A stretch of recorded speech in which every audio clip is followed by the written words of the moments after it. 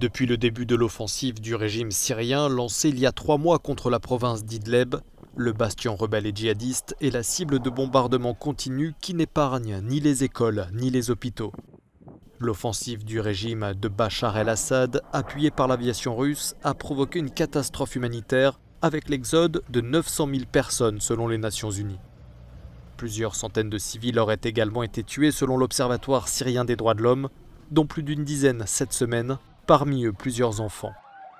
Sur le plan diplomatique, l'offensive cristallise les tensions entre la Turquie qui parraine les groupes rebelles et le régime syrien appuyé par la Russie.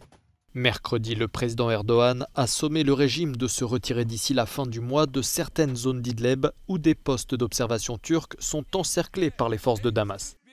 Nous ne ferons pas le moindre pas en arrière à Idleb. Nous repousserons le régime au-delà des frontières que nous avons fixées et nous assurerons le retour des gens dans leur foyer. Peu après ces déclarations, des militaires et diplomates russes ont atterri à Ankara pour de nouvelles discussions. Discussions qui doivent se poursuivre ce jeudi et qui s'annoncent tendues après la mort de 2 soldats turcs dans une frappe aérienne à Idleb.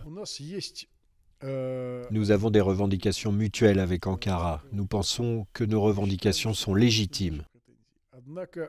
Mais maintenant, il est important qu'Ankara et Moscou ne perdent pas le contact et ne laissent pas la situation à Idleb glisser vers une confrontation militaire impliquant la Russie d'une part et la Turquie d'autre part. Que Dieu nous en préserve.